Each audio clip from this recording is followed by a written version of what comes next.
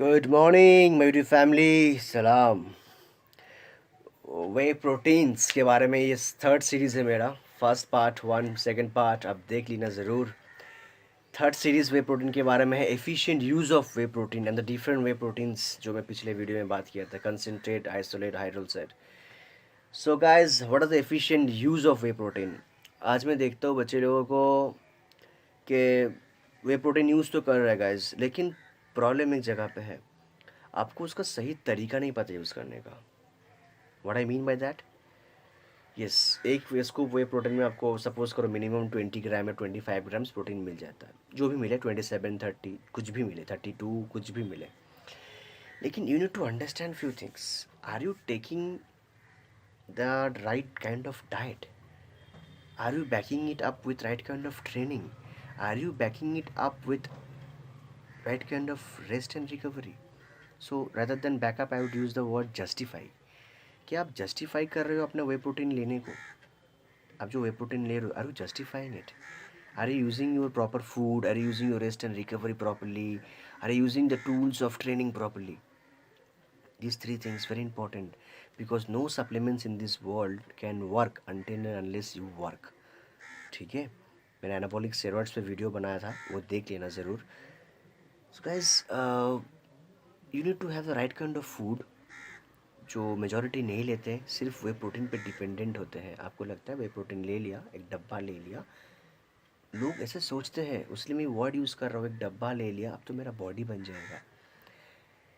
I feel very sad for those guys कि science को समझो। आप साइंस के ऊपर तो नहीं जा सकते हो ना। Is there is something called beyond science. Okay, so guys, you need to understand things. एक डब्बा लेने से बॉडी नहीं बन जाता है। और वे प्रोटीन को जो लोग आपको कहते हैं कि वे प्रोटीन ले रहा मतलब सिर्फ डब्बा लेके बॉडी बनाया, आप उनके लिए जवाब देने के लिए मैंने एक वीडियो बनाया था, मेरा whey protein first part, please watch it, it's very interesting, trust me. So friends and family, देखो, वे प्रोटीन की इस्तेमाल कैसे होना चाहिए। आप वर्कआउट कर रहे हो, ठीक है, लोग कोई कोई सवाल पूछते हैं, प्री वर्कआउट लेना चाहिए, पोस्ट वर्कआउट लेना चाहिए। अगर आपका ब्रेकफास्ट सही है, एक सॉलिड मील आपने लिया है, ठीक है, डिपेंड्स ऑन द मील की उसके कितने देर बाद आपको वर्कआउट करना चाहिए। जैसे कि अगर आप चिकन खाते हो तो चिकन की डाइजेस्टिंग टाइम आप मान के चलो कि एटलीस्ट 2 आवर्स, ठीक है, 2 and 2.5 hours to 3 hours. Eggs खाते हो, 40 minutes to 1 hour एक होल एग खाने की डाइजेशन जो प्रोसेस है, so 40 minutes to 1 hour at least it takes. अब मटन खाते हो, it takes at least 4 hours to get that nutrition, that energy from that mutton to, to use in your workout. So of course I'm talking about only the proteins, not other components like fats and carbohydrates. So आप क्या खा रहे हो उसके ऊपर depend करता है कि आप अगला जो परफॉर्म करने वाले हो, जिम में प्रैक्टिस करने वाले हो, उस प्रैक्टिस से पहले कुछ खाना चाहिए या नहीं खाना चाहिए, ठीक है। अब वे प्रोटीन, ऑफ कोर्स आप वर्कआउट किया, मसल टिश्यू टिश्यू डैमेज हुआ, आपका स्ट्रेस लिया अपने बॉडी को, वे प्रोटीन आपने लिया, वेरी गुड। उसमें सवाल करते लोग कि किसके साथ लेना चाहिए, दूध के साथ या पानी के साथ, या फिर there are many options.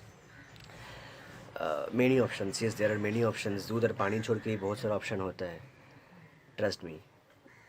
Okay guides, दूध से साथ अगर आप लेते हो वे प्रोटीन, तो आपका digestion, way protein is a fast digesting, ठीक है। जैसे depends on the concentrate, isolate और हाइड्रोलाइट क्या आप यूज़ कर रहे हो। मैंने इसके ऊपर भी वीडियो बनाया, पार्ट 2, उसको भी देख लेना। सो कंसनट्रेट, वे प्रोटीन कंसनट्रेट यूज़ कर रहे हो, आइसोलेट यूज़ कर रहे हो या हाइड्रोलाइट यूज़ कर रहे हो, इसके ऊपर डिपेंड करता है कि वो कितना फास्ट डाइजेस्ट होगा।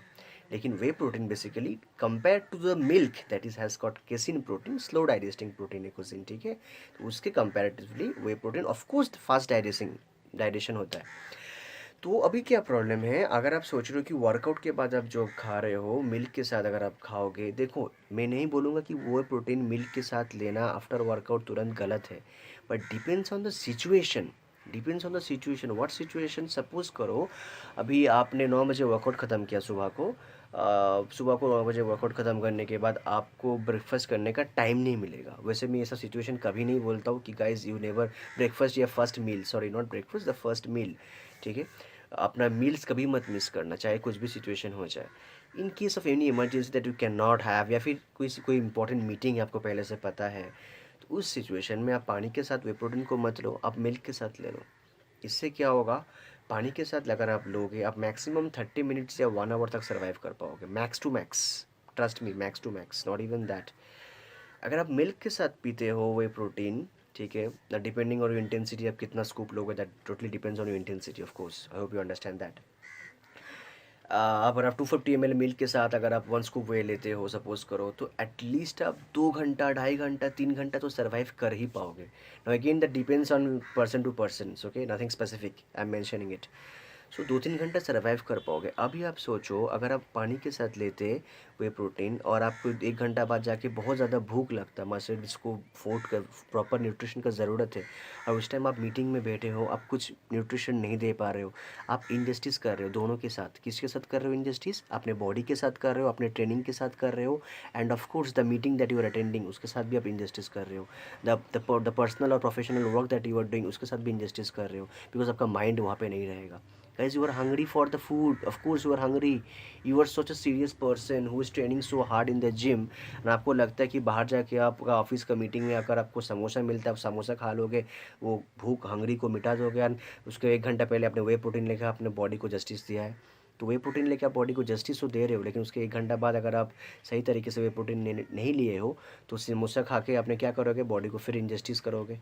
डोंट डू दैट, ठीक है। In that case of course take it with milk, ताकि आपका डाइजेशन थोड़ा स्लो हो, धीरे धीरे एब्जॉर्प्शन हो ब्लड में, आपको न्यूट्रिशन धीरे धीरे मिलते रहे, that is okay for that purpose.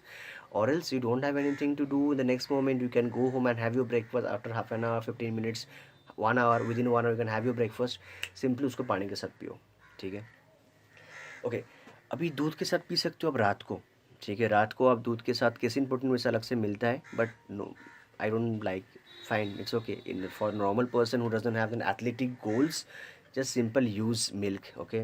दूध के साथ आप वे प्रोटीन को मिला सकते हो, या फिर सिंपल दूध पी के सो सकते हो, या फिर उसके साथ वे प्रोटीन मिला के उसको आप आराम से रात को पी के सो सकते हो। उससे क्या होगा? मिल्क इज़ एंटी कैटाबॉलिक, ठीक है, and way protein is anabolic. So milk is anti catabolic and way protein is anabolic. So I have told the difference in my steroids video, anabolic steroids, go and watch it.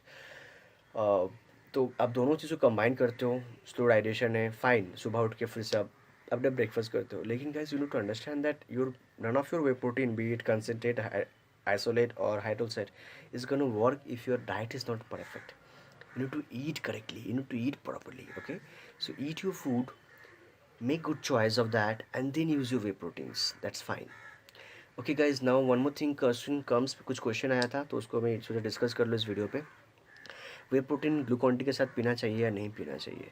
Glucon D हो या sugar cane juice हो, आपका जैसे आप वो कोशिश करते हो, अगर आप एक ऐसा डाइट पे हो जहाँ पे आप कॉम्प्लेक्स कार्बोहाइड्रेट या सिंपल कार्बोहाइड्रेट दोनों इंटेक कर रहे हो, उस वक्त आप वे प्रोटीन को फास्ट डाइजेस्ट करवाने के लिए, तो digestion rate of whey protein itself is very fast, ठीक है, and you want it faster to digest, to get into your body, yes, you can use that sugarcane juice and glucon D, but make sure उससे आपका blood sugar level काफ़ी ज़्यादा spike होगा, ठीक है। Insulin excessive insulin secret होगा, so there will be a spike of insulin that will be happening from your pancreas, and so watch out guys, संभाल के करना, always do it with a guidance of a right coach, with a good coach। वैसे तो हर coach अच्छा है, मैं हमेशा मानता हूँ, with all due respect to all, with all due respect to everybody, but एक सही कोच जिनको सिर्फ ट्रेनिंग का नहीं, जिनको स्पोर्ट्स न्यूट्रिशन का भी नॉलेज हो,